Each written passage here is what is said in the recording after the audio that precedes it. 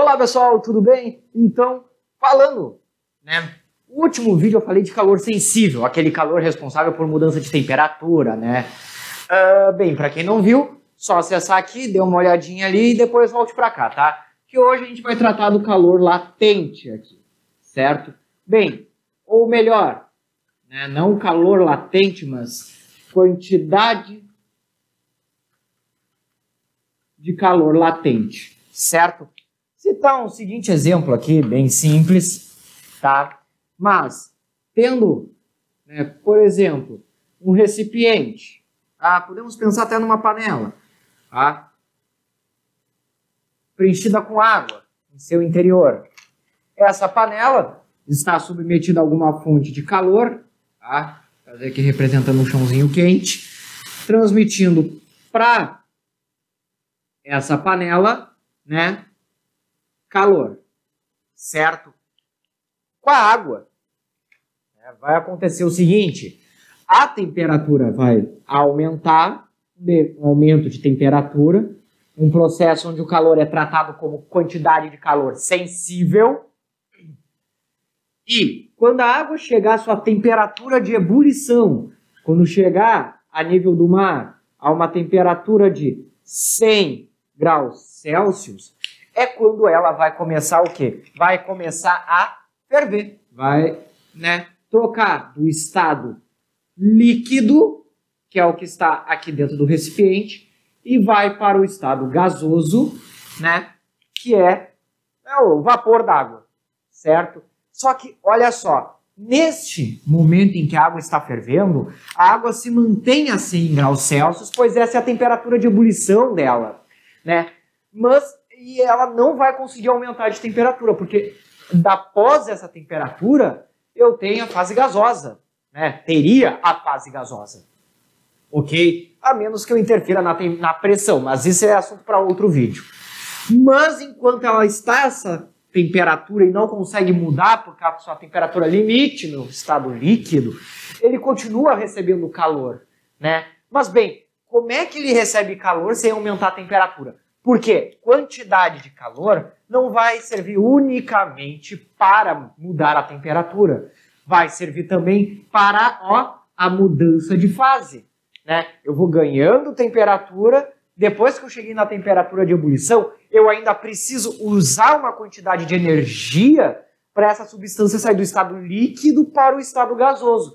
Não é uma passagem instantânea, não, é uma passagem que tem a necessidade de se dá uma quantidade de calor, né? E essa quantidade de calor que eu preciso para a troca de fase é o que a gente chama de quantidade de calor latente, certo?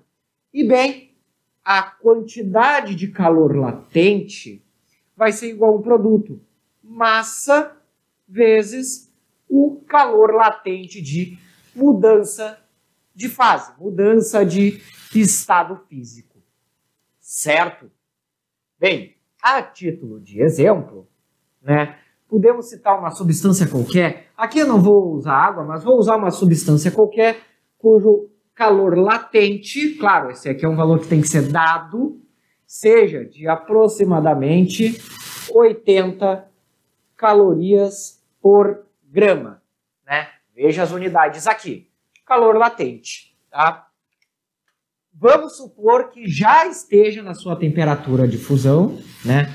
Já esteja, não de fusão, mas na temperatura de troca de fase, já esteja na temperatura de troca de fase. Eu quero saber qual a quantidade de calor latente seria necessário para trocar de fase, daí seja de sólido para líquido ou de líquido para gasoso.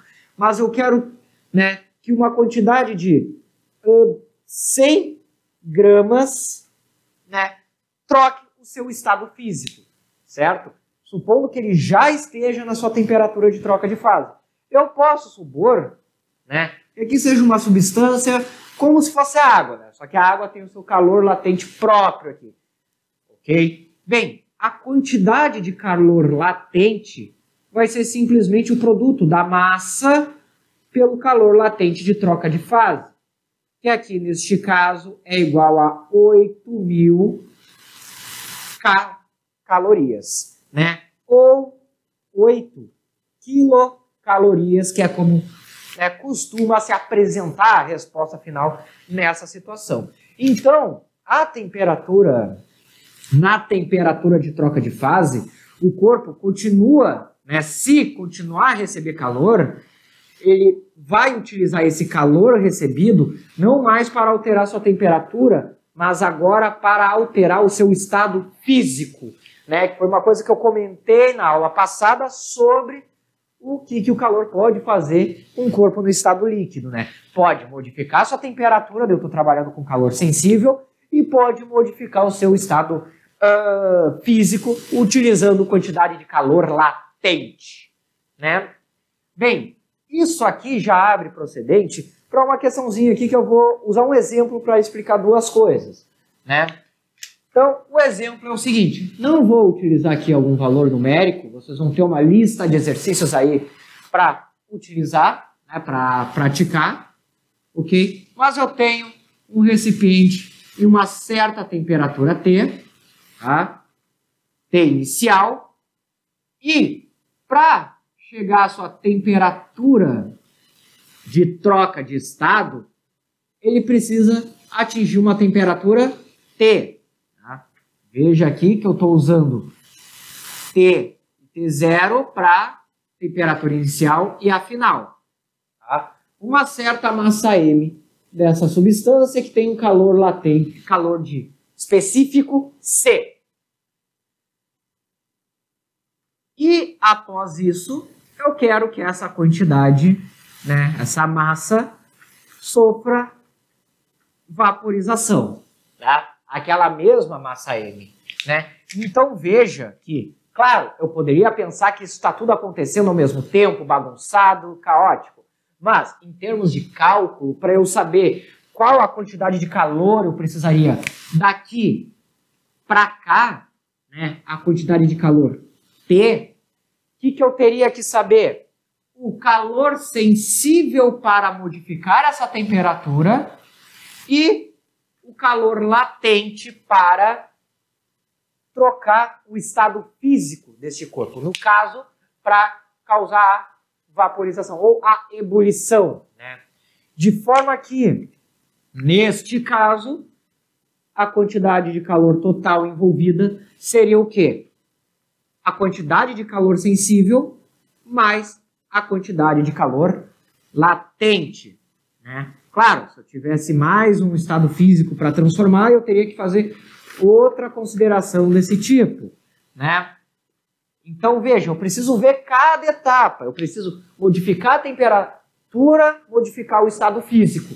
Porque eu não vou trocar de estado físico não estando na temperatura, Se aqui é água a 80 graus Celsius, eu não consigo chegar neste ponto aqui sem que antes a água chegue a 100 e depois transforma. Então eu vou dividir nas etapas necessárias. Neste caso aqui eu tenho duas etapas, mas eu vou fazer um vídeo após falando só sobre essa situação aqui, ok? Explicando ali a questão do chamado curva de aquecimento. Aqui eu só vou dar uma breve explicação, inclusive, que se eu estou trabalhando graficamente, claro, isso aqui eu vou ver com mais detalhes, estou analisando a temperatura em função de uma quantidade de calor C que eu estou fornecendo a uma dada substância. Onde é que eu consigo identificar que eu tenho a presença de calor latente? A seguinte, se eu parto de uma certa temperatura T0, o corpo vai aquecendo, vai chegando até uma temperatura T, e essa temperatura vai se dar devido ao quê? A uma quantidade de calor sensível. Está aumentando a temperatura. Chegou neste ponto, que vamos supor que é uma temperatura de fusão, vai trocar de estado sólido para líquido. Bem, o calor que ele vai receber, ele não vai utilizar para modificar a temperatura, pois ele já está na sua, entre aspas, temperatura limite. Ele vai utilizar esse calor que ele vai receber Para quê? Para trocar o seu estado físico, né? Então, essa quantidade, esta parcela que eu tenho, tá? Esta parcela aqui, ó, quantidade de calor latente. E após toda a amostra, né, sofrer a mudança de estado, nesse caso sofrer a fusão, daí volta a ter calor sensível, né? Só que nessa etapa aqui, onde eu tenho essa linha horizontal, eu tenho uma troca de estado, de sólido para líquido. Aqui eu teria só sólido, aqui eu teria só líquido, né? Mas o importante para hoje, para essa aula, é observar este ponto, né? E claro, não esqueça, muitas vezes a conta vai pedir para te encontrar este valor, o L, calor latente, né? Para fazer isso, basta pegar esse M que multiplica e passar para o outro lado dividindo. Daí a gente teria aqui, ó, uma outra expressão, que calor latente sobre a massa, a quantidade de calor latente, é igual ao quê? A constante de calor latente, né? Claro, não precisa decorar essa expressão aqui, essa conta, porque ela é nada mais do que essa de cima, só que com outro termo isolado. Com quem? Com L isolado, certo? Mas, a título de curiosidade, podemos efetuar isso, certo, pessoal? Bem, aqui eu falei brevemente do calor latente. No link da descrição aí vai ter uma lista de exercícios para vocês acessarem, praticarem, certo? Bem, se eu ajudei vocês com esse vídeo, se eu, né, conseguir esclarecer alguma dúvida que vocês estavam, bem, peço que se inscreva no canal, que curta, que compartilhe e qualquer dúvida pode postar nos comentários. Certo, pessoal? Desejo a vocês bons estudos e até a próxima!